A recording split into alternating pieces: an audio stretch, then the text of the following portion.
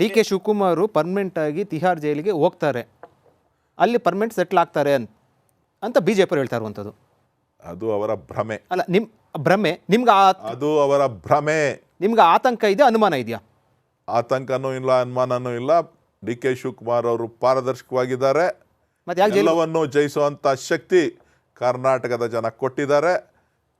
ಅದನ್ನು ಮುಂದಿನ ದಿನಗಳಲ್ಲಿ ನೀವು ನನ್ನನ್ನು ಮತ್ತೆ ಕರೆದು ಮಾತಾಡ್ತೀವಿ. ಡಿ ಕೆ ಶಿವಕುಮಾರ್ ಅಷ್ಟು ಪಾರದರ್ಶಕವಾಗಿದ್ದರೆ ಯಾಕೆ ಜೈಲಿಗೆ ಹೋಗ್ಬೇಕಾಯ್ತು? ಯಾಕೆ ಜೈಲಿಗೆ ಹೋದ್ರು? ಕುತಂತ್ರ ಟಾರ್ಗೆಟ್ ಮಾಡಿದ್ರ ಡಿ ಕೆ ಬ್ರದರ್ಸ್ನ? ಕುತಂತ್ರ ನೀವೇ ನೋಡಿದ್ದೀರಲ್ಲ. ನಿಮ್ಮ ಮೇಲೆ ಯಾಕೆ ಕುತಂತ್ರ ಮಾಡಿ? ಒಳ್ಳೆ ಚೆನ್ನಾಗಿ ವಿರೋಧಿಗಳು ಯಾರು ಸ್ಟ್ರಾಂಗ್ ಆಗಿದ್ದಾರೆ ಅವ್ರ ಮೇಲೆ ಕುತಂತ್ರದಿಂದ ಹಿಂದೆಯಿಂದ ಅವರನ್ನ ಬಗ್ಗಿಬಡಿಸ್ತಕ್ಕಂಥ ಕೆಲಸ ಭಾರತೀಯ ಜನತಾ ಪಕ್ಷದ ಕಾಂಗ್ರೆಸ್ ಯಾರು ಇಲ್ವಾ? ಹಂಗಾದ್ರೆ ನೀವು ಒಬ್ಬರೇ ಯಾಕೆ ಟಾರ್ಗೆಟ್ ಆದ್ರು?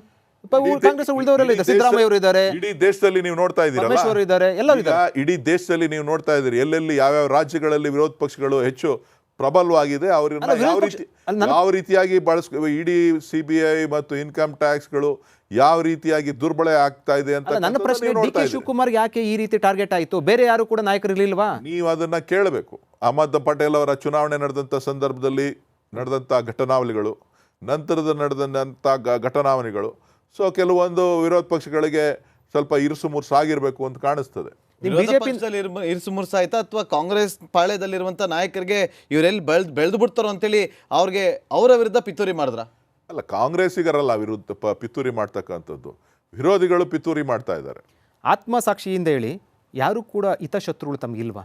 ಯಾಕಂದರೆ ಪ್ರತಿ ಘಟನಾವಳಿಗಳು ಕೂಡ ನೋಡಿರುವಂಥದ್ದು, ಪ್ರತಿ ಬೆಳವಣಿಗೆಯನ್ನು ನೋಡಿರುವಂಥದ್ದು, ಪ್ರತಿ ಆಗುಹೋಗಳು ನೋಡಿರುವಂಥದ್ದು. ಆತ್ಮಸಾಕ್ಷಿಯಿಂದ ಹೇಳಿ, ನಿಮ್ಮಲ್ಲಿ ಡಿ ಕೆ ಬ್ರದರ್ಸ್ ವಿರುದ್ಧ ಅಥವಾ ಡಿ ಕೆ ಬ್ರದರ್ಸ್ ಬಗ್ಗೆ ಹಿತಶತ್ರುಗಳು ಇಲ್ವಾ? ಅನ್ಸಲ್ವ ಹಿತಶತ್ರುಗಳು ಇದ್ದಾರೆ ಅಂತ? ನನಗೇನೋ ಆ ಥರ ಅನಿಸ್ತಾ ಇಲ್ಲ. ಯಾರು ಹಿತಶತ್ರುಗಳು ಇಲ್ಲ ಡಿ ಕೆ ಬ್ರದರ್ಸ್ಗೆ? ನನಗೇನೋ ಆ ಥರ ಅನಿಸ್ತಾ ಇಲ್ಲ. ಇದ್ರೂ ಕೂಡ ನಮಗೇನು ಗೊತ್ತಿಲ್ಲ ಅದ್ರ ಬಗ್ಗೆ. ಇದ್ರೂ ಇರ್ಬೋದು, ನನಗೆ ಗೊತ್ತಿಲ್ಲ. ನಮ್ಗೆ ಯಾರು ಇಲ್ಲ. ನಿಮ್ಗೇನಾರು ಅದನ್ನು ಕಾಣಿಸಿದ್ರೆ ಯಾರು ಏನು ಅಂತೇಳಿ ನಮಗೆ ಮಾಹಿತಿ ಇಲ್ಲ. ಡಿ ಕೆ ಸುರೇಶ್ ಅವರ ಜೀವನದಲ್ಲಿ, ಅಂದರೆ ಪ್ರತಿಯೊಬ್ಬರ ಜೀವನದಲ್ಲಿ ಮುಂದೆ ಗುರಿ ಇರಬೇಕು, ಹಿಂದೆ ಗುರು ಇರಬೇಕು ಅಂತ ಹೇಳ್ತಾರೆ. ನಿಮ್ಮ ಜೀವನದಲ್ಲಿ ಮುಂದೆ ಇರುವಂಥ ಗುರಿ ಏನು, ಹಿಂದೆ ಇರುವಂಥ ಗುರು ಯಾರು? ಕರ್ನಾಟಕದ ಜನರ ಆಶೀರ್ವಾದ ಇದೆ. ಗುರಿ ನಮ್ಮ ಅಣ್ಣ ಒಂದಲ್ಲ ಒಂದಿನ CM ಆಗಬೇಕು ಅಂತಕ್ಕಂಥ ಗುರಿ ಇದೆ. CM ಆಗ್ತಾರೆ ಅನ್ನುವಂಥ ನಂಬಿಕೆ ಇದೆಯಾ? ನಂಬಿಕೆನೂ ಇದೆ, ಗುರಿನೂ ಇದೆ. ಅದರಲ್ಲಿ ನಿಮ್ಮ ಪಾತ್ರ ಎಷ್ಟಿರುತ್ತೆ? ಇಡೀ ರಾಜ್ಯದ ಜನರ ಪಾತ್ರ ಇರ್ತದೆ. ಸ್ಪೆಷಲಿ ತಮ್ಮನಾಗಿ ನಾನೊಬ್ಬ ಸಣ್ಣ ವ್ಯಕ್ತಿ, ನಾನೊಬ್ಬ ಕಾರ್ಯಕರ್ತ, ನನ್ನ ಸಹೋದರನಾಗಿ ನನ್ನ ಒಂದು ಆಸೆಯನ್ನು ನಿಮ್ಮ ಮುಂದೆ. ಗುರಿ ಅಂತ ತಕ್ಷಣ ನನಗೆ ಆಶ್ಚರ್ಯ ಆಗಿದ್ದು, ಪಕ್ಷ ಅಧಿಕಾರಕ್ಕೆ ತರುವಂಥ ವ್ಯಕ್ತಿಗಳಲ್ಲಿ ನೀವಿಬ್ಬರು ಕೂಡ ಪ್ರಮುಖರು, ಸಿದ್ದರಾಮಯ್ಯ ಮತ್ತು ಡಿ ಕೆ ಶಿವಕುಮಾರ್. ಅದು ಗುರಿನ? ಅದು ಡಿ ಕೆ ಶಿವಕುಮಾರ್ CM ಆಗಬೇಕು ಅನ್ನೋದು, ಪಕ್ಷ ಅಧಿಕಾರ ಕೊಡಬೇಕು ಅಂದರೆ ಗುರಿ ಅನ್ನೋದು, ಅಂದರೆ ಅಷ್ಟೊಂದು ಕಷ್ಟಕರ ಇದೆಯಾ CM ಪೋಸ್ಟ್ ತೆಗೆದುಕೊಳ್ಳೋಕೆ ಡಿ ಕೆ ಶಿವಕುಮಾರ್ಗೆ? ನೋಡಿ, ಸ್ವಲ್ಪ ಎತ್ತಿನ ಕೇಳಿ. ಇವತ್ತು ಈ ದೇಶದಲ್ಲಿ ಪ್ರಧಾನಮಂತ್ರಿಗಳಿದ್ದಾರೆ. ಲಾಲ್ ಕೃಷ್ಣ ಅದ್ವಾರಿ ಅವರು ಈ ದೇಶದ ಉದ್ದಕ್ಕೂ ಸಂಚಾರ ಮಾಡಿ ಭಾರತೀಯ ಜನತಾ ಪಕ್ಷವನ್ನು ಕಟ್ಟಿದಂಥವ್ರು. ಅವರು ಪ್ರಧಾನಮಂತ್ರಿ ಮಾಡಕ್ಕೆ ಬಿಡಲಿಲ್ಲ. ಮುರಳಿ ಮನೋಹರ್ ಜೋಶಿ ಅವರು ಅವ್ರ ಜೊತೆಲಿದ್ದಂಥವ್ರು, ಅವ್ರನ್ನ ಪ್ರಧಾನಮಂತ್ರಿ ಮಾಡಲಿಕ್ಕೆ ಆಗಲಿಲ್ಲ. ಪಕ್ಷದ ಅಧ್ಯಕ್ಷರಾಗಿ ರಾಜನಾಥ್ ಸಿಂಗ್ ಅವರು ಕೆಲಸ ಮಾಡಿದಂಥವ್ರು, ಅವರು ಪ್ರಧಾನಮಂತ್ರಿ ಆಗಲಿಲ್ಲ. ನಿತಿನ್ ಗಡ್ಕರಿ ಅವರು ಪಕ್ಷದ ಅಧ್ಯಕ್ಷರಾಗಿ ಮುನ್ನಡೆಸಿದಂಥವ್ರು, ಅವರು ಅಧ್ಯಕ್ಷರಾಗಲಿಲ್ಲ, ಪ್ರಧಾನಮಂತ್ರಿ ಆಗಲಿಲ್ಲ. ಸೊ ಹಾಗಾಗಿ ಎಲ್ಲ ಪಕ್ಷಗಳಲ್ಲೂ ಕೂಡ ಇದಿದೆ. ಆದರೆ ನನಗೆ ನಂಬಿಕೆ ಇದೆ, ಡಿ ಕೆ ಶಿವಕುಮಾರ್ ಅವರಿಗೆ ಅವಕಾಶ ಸಿಗ್ತದೆ, ಪಕ್ಷ ತೀರ್ಮಾನ ಮಾಡಿ. ಸಿಗುತ್ತಾ ಅವಕಾಶ ಅಥವಾ ನೆಕ್ಸ್ಟ್ ಎಲೆಕ್ಷನ್ ಕಾಯ್ತೀರಾ? ಅದು ಪಕ್ಷ ತೀರ್ಮಾನ ಮಾಡ್ತದೆ. ಈಗ ಮುಖ್ಯಮಂತ್ರಿಗಳು ಸಿದ್ದರಾಮಯ್ಯನವರು ಇದ್ದಾರೆ, ಕೆಲಸ ಮಾಡ್ತಾ ಇದ್ದಾರೆ.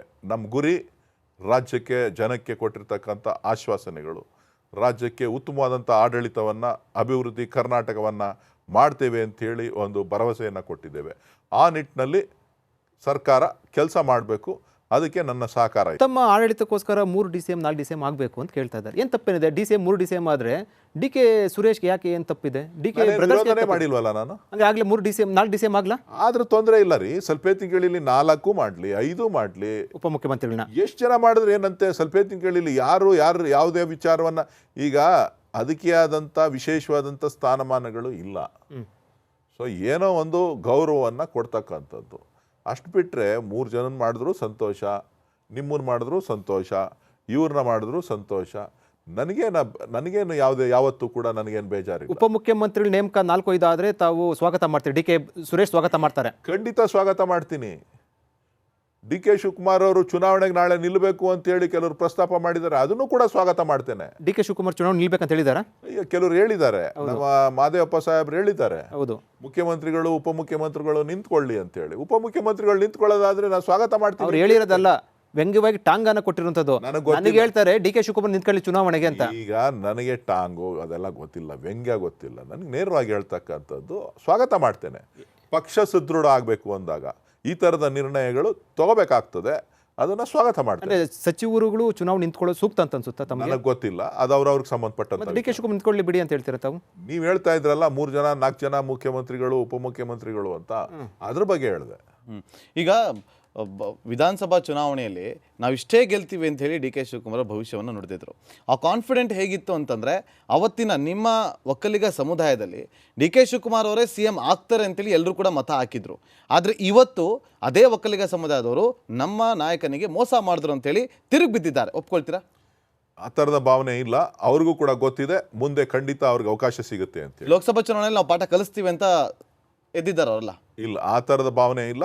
ಖಂಡಿತ ನಮ್ಮ ಸಮುದಾಯವರಿಗೆ ಭರವಸೆ ಇದೆ, ಶಿವಕುಮಾರ್ ಅವರಿಗೆ ಅವಕಾಶ ಸಿಗುತ್ತೆ. ಆ ಕಡೆ ದಲಿತ CM ಕೂಗು ಕೇಳಿ ಬರ್ತಾ ಇದೆ. ದಲಿತರು ಕೂಡ ವಿಶ್ವಾಸದಿಂದ ಇದ್ದಾರೆ. ಅಲ್ಲ, ದಲಿತ CM ಆಗಬೇಕು ಅಂತ ಇವತ್ತು SC ಮಾದೇವಪ್ಪ ಅವರು ಇದೇ ನಮ್ಮ ಸಂದರ್ಶನದಲ್ಲಿ ಹೇಳಿರುವಂಥದ್ದು. ಮುಂದಿನ ಮುಖ್ಯಮಂತ್ರಿ ಆಗೋದಾದ್ರೆ ದಲಿತ CM ಆಗಬೇಕು. ಒಂದು ವೇಳೆ ಡಿ ಕೆ ಶಿವಕುಮಾರ್ ಅವರೇ ಸ್ವಾಗತ ಮಾಡಿದ್ದಾರೆ. ಮಲ್ಲಿಕಾರ್ಜುನ್ ಖರ್ಗೆ ಅವರು ಮುಖ್ಯಮಂತ್ರಿ ಆಗದಿದ್ರೆ ನಾನು ಸ್ವಾಗತ ಮಾಡ್ತೇನೆ ಅಂತೇಳಿ. ಇನ್ಯಾರು ಬೇರೆಯವ್ರು ಯಾರು ಹೇಳ್ಬೇಕು ನಿಮಗೆ? ಅಲ್ಲ, ಈ CM ಕೂಗು ಬಂದಾಗ ಒಂದಷ್ಟು ಜನ ಸಚಿವರು ಹೋಗಿ ಒಂದು ಕಡೆ ರಹಸ್ಯವಾಗಿ ಭೇಟಿ ಮಾಡಿ ಡಿನ್ನರ್ ಪಾರ್ಟಿ ಮಾಡ್ತಾರೆ, ಡಿನ್ನರ್ ಮೀಟಿಂಗನ್ನು ಮಾಡ್ತಾರೆ. ಸತೀಶ್ ಜಾರಕಿಹೊಳಿ ಆಗಿರ್ಬೋದು, KN ರಾಜಣ್ಣವ್ರು ಆಗಿರ್ಬೋದು, ಈ ಥರ ಕೆಲ ನಾಯಕರು ಹೋಗ್ತಾರೆ. ನೋಡಿ, ಅವರೆಲ್ಲರಿಗೂ ಕೂಡ ಜವಾಬ್ದಾರಿ ಇದೆ.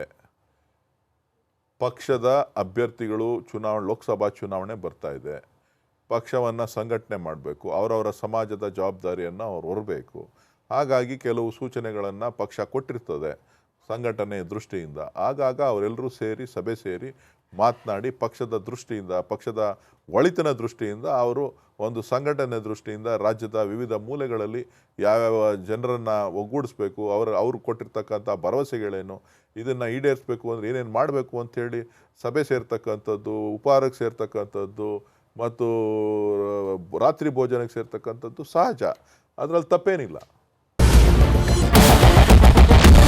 ಕ್ಯಾಪ್ಟನ್ ಅರ್ಜುನ್ ಕೊಂದಿದ್ದು ಯಾರು?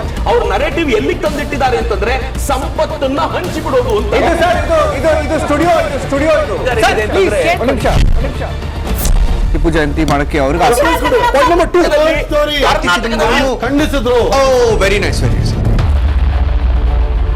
ಯಾರು ತಪ್ಪು ಮಾಡಿರೋದಿಲ್ಲಿ? ಓಲೈಕೆ ಹೇಳಿಕೆ ಇದು ಅಂತ ಹೇಳಿ ಯಾಕೆ ಪರಿಗಣಿಸಬಾರದು? I.N.I. ಕಿಚ್ಚಕ್ಕಲ್ಲ ಇದು ವೇದಿಕೆ. ಇದು ಫೋಟೋ ಎಲ್ಲರಿಗೂ ಒಂದು ಟೈಮ್ ನಿಮ್ಮ ಸಮಯ ಮುಗಿದಿದೆ. ಅವ್ರು ಹೇಳೋಕ್ಕಿಂತ ಮುಂಚೆನೆ ಹೇಗೆ ಪ್ರತಾಪ್ ಸಿಂಹ ಪಾಸ್ ಕೊಟ್ಟಿದಂತ ಆಗ್ಲಿ ಡಿಕ್ಲೇರ್ ಆಗೋಗಿತ್ತು ಅಂತ ನನಗೊಂದು ಡೌಟ್ ಬಂತು. ಸಾಕು ನಿಲ್ಸಿ. ಕೆಟ್ಟ ಪದ ಬಳಕೆ ಕಾಂಪಿಟೇಷನ್ ಇಟ್ಟಿಲ್ಲ ನಾವಿಲ್ಲಿ.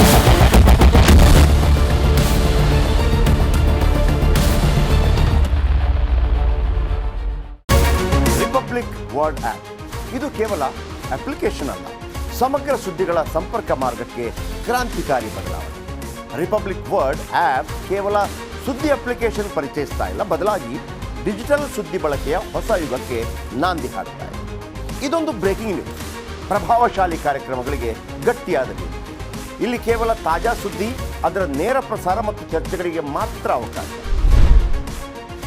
ರಿಪಬ್ಲಿಕ್ ವರ್ಲ್ಡ್ ಆ್ಯಪ್ ಡೌನ್ಲೋಡ್ ಮಾಡಿಕೊಳ್ಳಿ. ಗೂಗಲ್ ಪ್ಲೇ ಸ್ಟೋರ್ ಮತ್ತು ಆಪಲ್ ಆ್ಯಪ್ ಸ್ಟೋರ್ನಲ್ಲಿ ಲಭ್ಯವಿದೆ.